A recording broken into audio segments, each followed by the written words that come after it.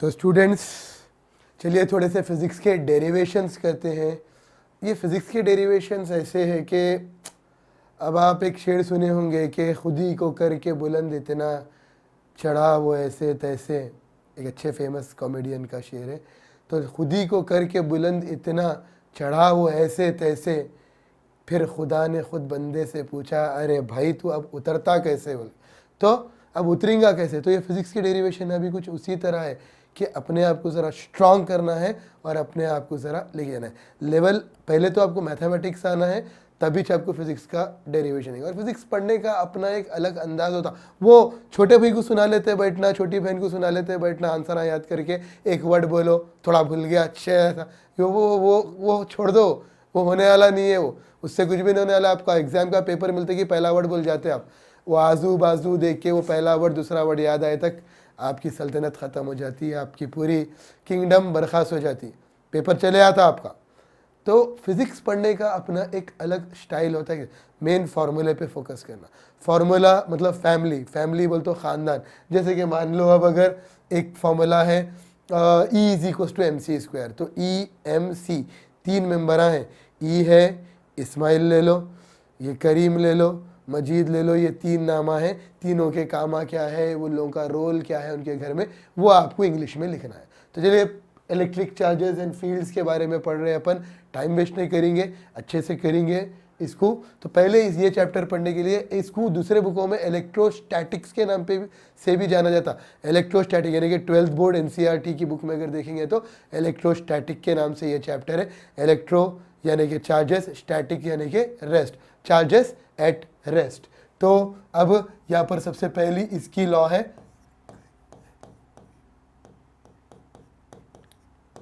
Coulomb's law. Coulomb's law तो बच्चों theory लिखना है, मैं आपको मैथमेटिकल पार्ट पे स्ट्रॉन्ग करता हूँ, और जैसा स्टेप बाय स्टेप मैं मैथमेटिकल पार्ट लिखा रहा हूँ आप वैसे ही एग्जाम में लिखिए। तो पहले तो ये एक पॉइंट चार्ज है बच्चों Q1, एक और पॉइंट चार्ज है Q2, ये दोनों सेपरेट करे हुए हैं डिस्टेंस R से। तो अब हमको ये दोनों के बीच की फोर्स देगा कूलम्स लॉ से, ये 2 पॉइंट चार्जेस के बीच की फोर्स आएंगी। तो the force between 2 point charges directly proportional to product of the charges, यानी जितना ज़्यादा ये दोनों चार्जेस का प्रोडक्ट आएगा उतनी ही ज़्यादा फोर्स अप्लाई। इंग्लिश में लिखना है आपको, the THE force FORC force between 2 point charges DIRECTLY directly proportional to product of the charges. आपका पेज का एक पैराग्राफ गया, इक्वेशन 1। एंड फिर it is inversely proportional to square of the distance between 2 charges. आपका दूसरा paragraph, it is inversely 1 है तो inversely proportional to square of the distance between 2 charges. जितना ज़्यादा आप डिस्टेंस बढ़ाते जाएंगे फोर्स उतनी ज़्यादा घटते जाएगी, कम होते जाएगी। अगर अब हम कंबाइन करते हैं, कंबाइनिंग 1 and 2, तो होगा क्या बच्चों, F प्रोपोर्शनल टू ऊपर Q1 Q2 नीचे R² होगा। और फिर प्रोपोर्शनलिटी अगर रिमूव करते हो तो फिर एक कांस्टेंट आएगा Q1 Q2 बाई रूल है फिजिक्स का, whenever you are removing a proportionality constant there you have to insert a constant, experimental constant करना पड़े। तो k की वैल्यू क्या होगी, 1/4 पाई एप्सिलॉन नॉट। तो देयरफॉर टोटल फोर्स आएगी बच्चों 1/4 pi epsilon not Q1 Q2 by R²। ये बन गया हमारा फॉर्मूला। तो अब इसमें एप्सिलॉन नॉट की वैल्यू क्या होती है, थोड़ा सा ध्यान लगाइए। फॉर्मूला बना बच्चों 1/4 pi epsilon not Q1 Q2 by R², जिसमें एप्सिलॉन नॉट को बोला गया आपको परमिटिविटी ऑफ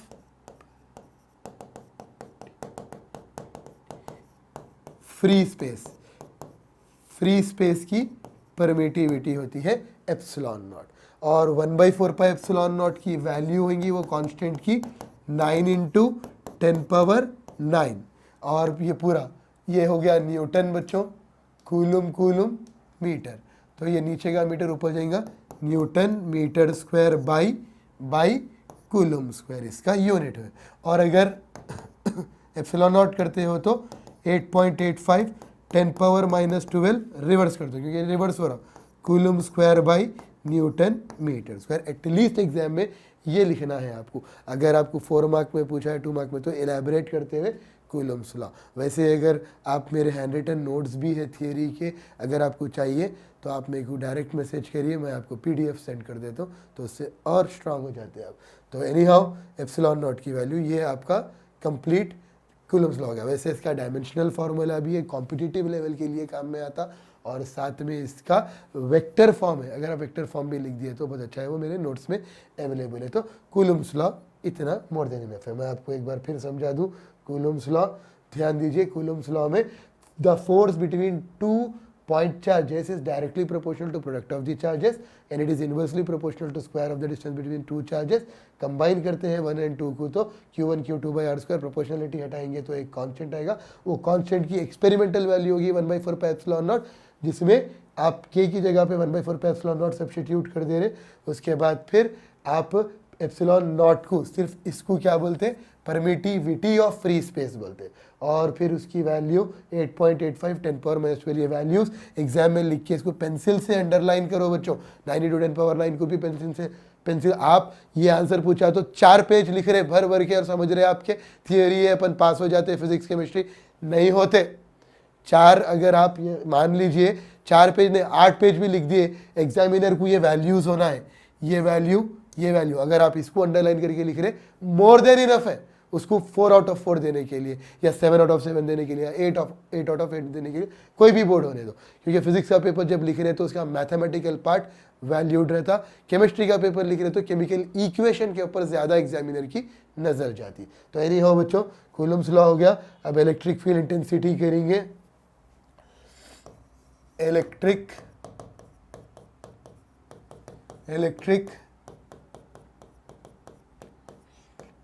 इंटेंसिटी। वैसे बच्चों एक बात है इलेक्ट्रिक फील्ड इंटेंसिटी की, चार्ज के सराउंडिंग का जो रीजन रहता, the region around a charge is called electric field intensity, या फिर इसका एक फॉर्मूला है E = F/Q। आप ये फॉर्मूले को रेफरेंस रख के भी डेफिनेशन लिख सकते हैं। कैसा है बोले तो the electric field intensity is defined as force है ना मां पर यूनिट बाई की लाइन को चार्ज, ये इलेक्ट्रिक फील्ड इंटेंसिटी, या फिर स्पेस अराउंड है, या फिर आपकी जो बुक थियरी बोल रही है वो ठीक है। इसके यूनिट क्या होंगे, मैं फोर्स को न्यूटन में बोलते, चार्ज को कूलम में। तो SI unit of E is Newton by coulomb. इसका एक्सप्रेशन E = F/Q। E तो ठीक है, कूलम्स लॉ के हिसाब से F क्या है 1/4 पाई एप्सिलॉन नॉट। चलिए Q1 Q2 की जगह बड़ा Q छोटा Q by R square by एक और छोटा Q। F की प्लेस में हम कूलम्स लॉ Q चला गया, इंटेंसिटी ऑफ इलेक्ट्रिक फील्ड का result charge by distance square. ज़रा ध्यान लगाओ बच्चों, फोर्स कूलम्स लॉ के हिसाब से 1/4 पाई एप्सिलॉन नॉट है, Q1 Q2 by R square है। यानी बच्चों 2 चार्जेस रहे तो फोर्स, अगर एक चार्ज है तो इलेक्ट्रिक फील्ड इंटेंसिटी, एक चार्ज है तो इलेक्ट्रिक फील्ड इंटेंसिटी, 2 चार्ज है तो फिर वो होगी फोर्स। ये बात ध्यान रख के चलना, क्योंकि ये आपके बोर्ड्स के लिए ये सारा एक्सप्लेनेशन बहुत ज़्यादा इंपॉर्टेंट है। तो इलेक्ट्रिक फील्ड इंटेंसिटी फिर आप अपनी अपनी मटेरियल, कॉलेज वाला मटेरियल, स्कूल वाला मटेरियल, या जो भी मार्केट में अवेलेबल है उस मटेरियल से आप थियरी पढ़ लीजिए, लेकिन डेरिवेशंस तो आप पक्का ऐसा करिए। ठीक है बच्चों, तो चलिए इसका नेक्स्ट टॉपिक डाइपोल के बारे में पढ़ेंगे। Electric dipole.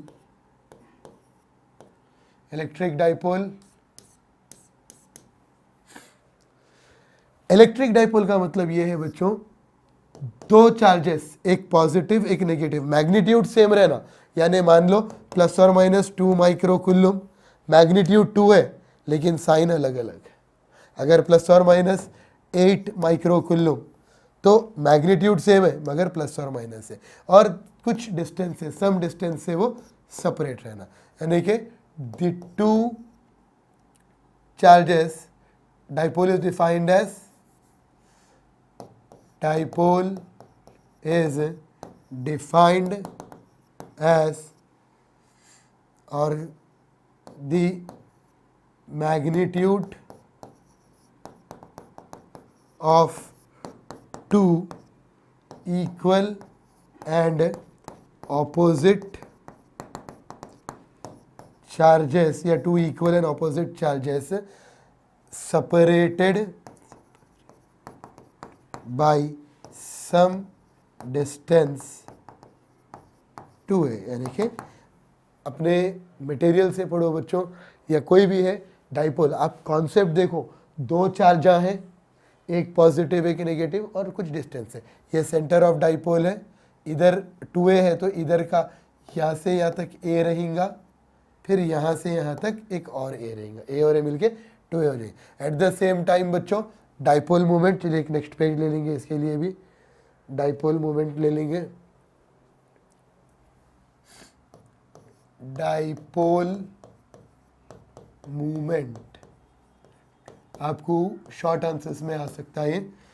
ये आपका डाइपोल है बच्चों, positive charge negative charge separated by some distance. तो डाइपोल मूवमेंट को P से रिप्रेजेंट करते, P is defined as product of, आप इंग्लिश में लिख दीजिए ना, डाइपोल इज डिफाइंड एज, या dipole moment is defined as product of charge and distance, product of charge and magnitude of charge and distance, product of magnitude and charge, magnitude of charge and distance. ये magnitude of charge है, ये distance है, एक charge है coulomb में, ये distance है metre में, तो इसका SI unit standard international unit होगा बच्चों कूलम मीटर। तो P का फॉर्मूला याद रख लो, Q इंटू 2A। अब एक डेरिवेशन करेंगे, उसमें आपको बहुत काम में आएगा ये। इलेक्ट्रिक फील्ड इंटेंसिटी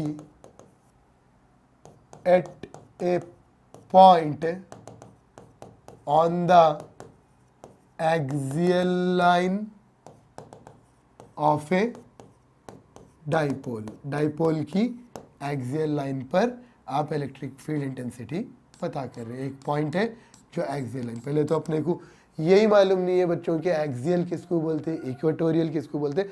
चलिए एक्सियल क्या है देखेंगे, ये एक आपका डाइपोल है, पॉजिटिव चार्ज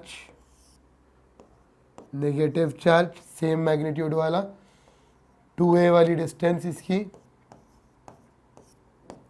तो एक्सिस, डाइपोल की एक्सिस पे कहीं दूर एक पॉइंट है एक्सियल लाइन पर, तो उस एक्सियल लाइन के ऊपर एक पॉइंट P है, इस पॉइंट P पर चार्ज A कहने के चार्ज की वजह से जो इलेक्ट्रिक फील्ड एक्ट हो रही, और B के पास के जो चार्ज है उसकी वजह से जो इलेक्ट्रिक फील्ड एक्ट हो रही, उसका एक्सप्रेशन बनाना है। Electric field intensity at A point on the axial line of a dipole. तो अब बच्चों हम जानते हैं कि ये O है सेंटर, यहाँ से यहाँ तक तो इसकी वैल्यू A है, ये भी पार्ट A रहेगा, सेंटर से लेके पॉइंट P की जो डिस्टेंस होगी वो R होगी। R क्या होगी, distance from the centre of the dipole to the point P, ये A है बच्चों, और ये पार्ट भी आपको A है, A और A बनेगा, मैं A लिख रहा हूँ बच्चों, बस आप समझ लेना कि वो A है, ये O माइनस चार्ज। तो अब electric field at P due to charge at A के पास चार्ज पॉजिटिव चार्ज है, तो E1 आ जाएगा 1/4πε0, तो common single charge electric field intensity by distance A से P तक AP²। तो E1 की वैल्यू हो गई 1/4πε0 चार्ज बाई AP क्या है, ए से पी तक small A plus R, A plus R. क्यों? यह ए से लेके ओ तक ए है, ओ से पी तक आर है, तो ए और पी मिलके ए प्लस आर या आर प्लस ए बन गया। Even 1/4 epsilon naught Q by R plus A whole square, इसको बोलो इक्वेशन 1। फिर बच्चों electric field at P due to charge at B, B के पास के चार्ज की वजह से, तो E2 1/4 epsilon naught, magnitude of charge ले लो, नेगेटिव की जरूरत नहीं है, by B P square, B से पी तक, बी से पी तक मतलब टोटल आर में से ए रिमूव कर दो, तो E2 आएगा बच्चों 1/4 epsilon naught Q by R minus A whole square, equation 2। फिर नेट इलेक्ट्रिक फील्ड मालूम करेंगे, net electric field E is equals to E2 minus E1। बच्चों E2 की value 1/4 epsilon naught charge by R minus A square minus 1/4 epsilon naught charge by R plus A whole square. वैसे common Q 4 epsilon naught, Q 4 epsilon naught common निकाल ली, तो Q by 4 epsilon naught common 1/r minus A whole square R plus A whole square. देखो बच्चों खाली बच गया क्या, ये पूरे कचरे को अपन बाहर ले लिए, ये पूरे कचरे को बाहर निकाल लिए, तो फिर Q by 4 epsilon naught cross multiply R plus A whole square 1 R minus A whole square, R minus A whole square by R minus A square R plus A square. तो फिर अब इसको A plus B whole square से expand करेंगे, A minus B. चलिए बच्चों यही कर देंगे, क्योंकि फिर यहाँ नेक्स्ट पेज ले लेंगे बच्चों।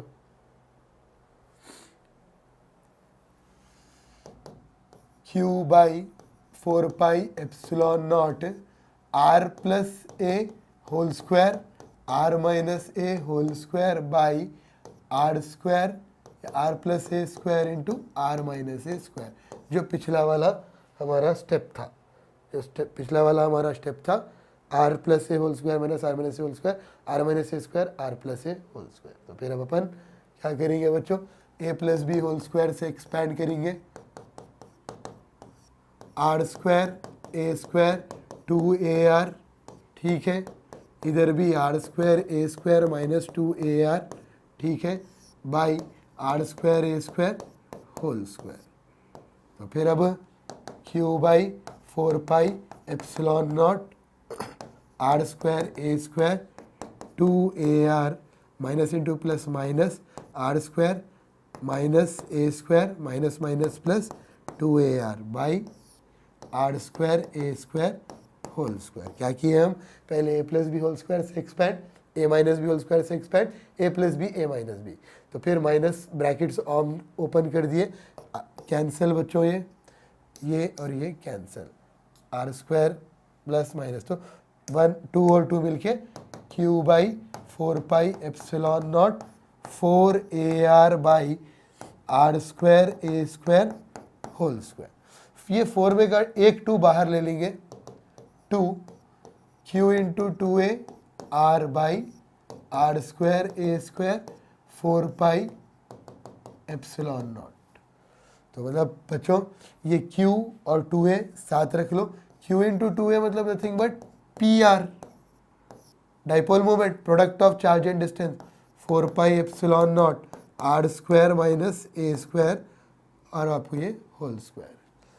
तो ये इलेक्ट्रिक फील्ड इंटेंसिटी अपने को आ गई बच्चों, ये इलेक्ट्रिक फील्ड इंटेंसिटी है। अब इसमें अगर डिस्टेंस r बहुत ज़्यादा होगी, a नेग्लेक्ट कर दो, 2PR by 4 epsilon naught R square whole square, E is equal to 2PR by 4 epsilon naught r power 4 होगा, 2 2 r क्यूब कैंसिल, यानी बच्चों नीचे 4 r है, ऊपर एक कैंसिल, r क्यूब बचा, 2P by 4 pi epsilon naught R cube. ये आपको 4 मार्क में डेरिवेशन दे सकता है बच्चों एक्सियल का। अच्छे से सॉल्व करना। डाउट है तो डाउट पूछो बच्चों, डाउट अगर नहीं पूछेंगे डाउट रह जाएगा या फिर प्रैक्टिस नहीं करेंगे। ये सब अच्छा दिखता, समझ में भी आता, मगर खुद प्रैक्टिस करे बिना नहीं आता। क्योंकि साइकिल चलाना भी अगर सीखना है तो डायरेक्ट लेके नहीं निकल सकते अपन, उसकी प्रैक्टिस करते करते करते करते करते करते तो आएगा ना, नहीं तो फिर कैसा होएगा। तो इस तरह का है। चलिए बच्चों, इक्वेटोरियल 90% मेरे को मालूम है आपके पास इक्वेटोरियल की नॉलेज नहीं है। इक्वेटोरियल मैं आपको बता देता हूँ कि किसको बोलते हैं।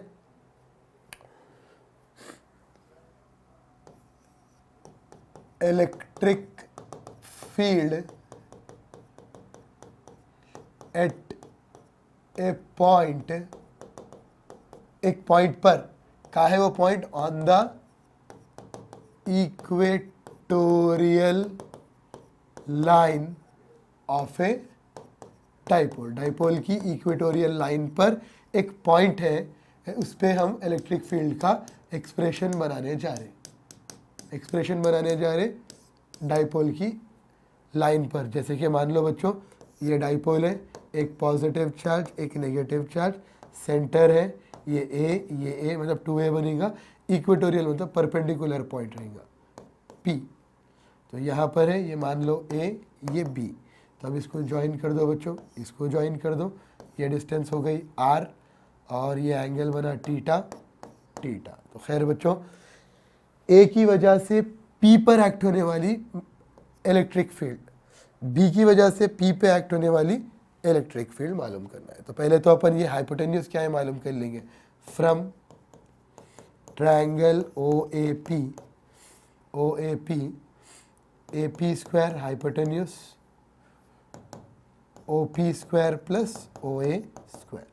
AP square is equals to OP is RA। फिर AP की वैल्यू बन गई बच्चों रूट ओवर स्क्वायर वहाँ के R स्क्वायर A स्क्वायर। तो हाइपोटेन्यूज हमने ला लिया। हम हाइपोटेन्यूज हमारा, देखिए बच्चों मैं इसको रेड बॉक्स में लिख लेता हूँ क्योंकि मालूम करें अपन ये R स्क्वायर A स्क्वायर। वैसे AP भी वही है, BP भी वही है, तो therefore AP BP is under root R square A square. ठीक है, यहाँ तक। अब इलेक्ट्रिक फील्ड मालूम करेंगे। Electric field at P, electric field P इस चार्ज की वजह से, due to charge at A E1 same 1/4 pi epsilon naught single charge by AP square 1/4 pi epsilon naught single charge by under root R square A square, square root cancel. तो फिर ये E1 बन गया 1/4 pi epsilon naught Q by AP की value तो R square plus A square, call it as 1। वैसे बच्चों BP भी सेम है, क्योंकि जितनी आपको AP की वैल्यू है सेम उतनी BP की भी R स्क्वायर A स्क्वायर है, R स्क्वायर A स्क्वायर है। तो देयरफॉर E1 और E2 का मैग्नीट्यूड सेम आ रहा 4 pi epsilon naught Q by R square plus A square. तो अब एनी हो बच्चों, यहाँ पर normal magnetic electric field act नहीं हो रही, एंगल के साथ हो रही। तो इसके जहाँ एंगल है वहाँ पर हमारे पास कंपोनेंट्स आते, 2 कंपोनेंट्स आते, वर्टिकल हॉरिजॉन्टल। तो इसका वर्टिकल अप डाउन जो कि कैंसिल होता, हॉरिजॉन्टल कंपोनेंट सेम डायरेक्शन में रहते हैं जो ऐड हुए थे, ऐसे कंपोनेंट्स रहेंगे बच्चों, ऐसे ऐसे और फिर ये डायरेक्शन में। तो ये हॉरिजॉन्टल वाले ऐड हो जाएंगे। तो therefore resultant field E is equals to E1 cos theta horizontal है, बल्कि E2 cos थीटा हॉरिजॉन्टल वाले ऐड हो रहे सेम डायरेक्शन में, वर्टिकल अप और डाउन ये कैंसिल हो जाता। कैंसिल मतलब वो E1 sin theta E2 sin theta रहता, वो कैंसिल हो जाता। E1 और E2 तो इक्वल है ना, E1 cos theta plus E2 की जगह भी आप E1 cos थीटा लगा दो, तो फिर ये एक और एक मिलके 2 E1 cos थीटा बन गए। और फिर नेक्स्ट स्टेप लेंगे बच्चों, total electric field 2E1 cos theta बना लिए अपन। 2 तो ठीक है, E1 का magnitude 1/4 pi epsilon naught, charge है ना बच्चों, charge by R square A square, ये आपको ई की वैल्यू है या E1 की वैल्यू है। देखो बच्चों, E1 की वैल्यू, E2 की value, charge by R square A square या क्यू बाई, जैसा आपको कन्वीनियंट रहा आप वैसा लिख लीजिए। तो आप इसको 1/4 pi epsilon naught Q by R square A square लिख लीजिए। कॉस थीटा है, कॉस थीटा वैसे फॉर्मूला होता बच्चों, कॉस थीटा का, cos theta adjacent side by hypotenuse side, adjacent side by hypotenuse side, hypotenuse side. तो अब देखेंगे एडजेसेंट कौन है और हाइपोटेन्यूस कौन है। अगर मैं ट्राइंगल ए ओ पी या ओ ए पी ले रहा हूँ, एडजेसेंट ए ओ है, हाइपोटेन्यूस ए पी है, एडजेसेंट ए ओ है, कॉस थीटा की जगह पे ए ओ बाई ए पी। ए ओ की वैल्यू देखो बच्चों, 1/4 pi epsilon naught cube upon R square A square, A by root over R square A square. वैसे बच्चों क्यू भी तो अपनी जगह पूरे इंटू में है, क्यू इंटू 2a, क्यू और ये 2a मिल गया, ये दोनों मिल गए, by 4 pi epsilon naught R square A square, R square A square power 1/2। Root की वैल्यू बच्चों 1/2, पूरे इंटू में है तो पूरे एक साथ, तो Q into 2a nothing but P, 4 pi epsilon naught R square A square power 1 + 1/2। Basis same है बच्चों, पावर्स इन दोनों के ऐड कर दो, करे तो वैल्यू आ गई electric field P by 4 pi epsilon naught R square A square power 3/2। तो ये आपको electric field intensity due to equatorial आ गई। अब अगर R ग्रेटर देन A है तो E equatorial P by 4 pi epsilon naught R square power 3/2 गया, E equatorial P by 4 pi epsilon naught R cube. वैसे बच्चों एक्सियल इक्वेटोरियल में क्या था, 2p by 4 pi epsilon naught R cube. Equatorial आपको लेकर आए अपन p by 4 pi epsilon naught R cube. तो अगर हम इन दोनों को डिवाइड करेंगे एक्सियल बाई इक्वेटोरियल, तो हमको 2p by 4 pi epsilon naught R cube आएगा, p by 4 pi epsilon naught R cube आएगा, कैंसिल हो जाएगा p, फाइनल आंसर 2। तो E axial by E equatorial की वैल्यू आएगी 2। तो इस तरह से कॉम्पिटिटिव लेवल में इसके ऊपर, इस टॉपिक के ऊपर बहुत अच्छे क्वेश्चंस पूछता है बच्चों, सुपर हिट क्वेश्चंस आते, एक्सियल या point on the axis, point perpendicular to the dipole axis. तो इस तरह से एक्सियल इक्वेटोरियल के बारे में पूछता, अच्छे से सॉल्व करो, चाहे आप नीट की तैयारी करो, चाहे जेई की तैयारी करो या एमसेट की तैयारी करो, लेकिन इसके डेरिवेशन, इसका प्रोसीजर ज़रा ज़रूरी है बच्चों, तभी, वरना फिर जो है एग्ज़ाम के बाहर अगर निकल जाएंगे तो होने क्या वाला है, लिख के अगर मान लीजिए ऐसे डेरिवेशंस आ गए, आप मैथमेटिक्स बैकग्राउंड आपका नहीं है और आप बस ऐसी मटेरियल में कट शॉर्ट करके लिखा हुआ है वो लिख के आप अगर निकल गए, आपको मार्क्स आने वाले नहीं है बच्चों, याद रख लीजिए बात। आप स्टेप बाय स्टेप डेरिवेशन करेंगे तभी आपका स्कोर आएगा, साथ में आप कंपटीशन क्रैक कर सकेंगे, कॉन्सेप्ट आपके माइंड में आएगा, वरना फिर जो है आप भूल जाओ बच्चों। तो बेस्ट ऑफ लक, अच्छी तैयारी करो। ये इलेक्ट्रिक फील्ड चार्जेस के इंपॉर्टेंट टॉपिक्स थे, वैसे तो टॉपिक्स और भी है, डिटेल्ड एक्सप्लेनेशन भी है, मगर अभी एग्जाम पॉइंट ऑफ व्यू से, बोर्ड के पॉइंट ऑफ व्यू से आप इतना पढ़ लो, मोर देन इनफ है, ये कंपटीशन के लिए भी काम में आ जाता है।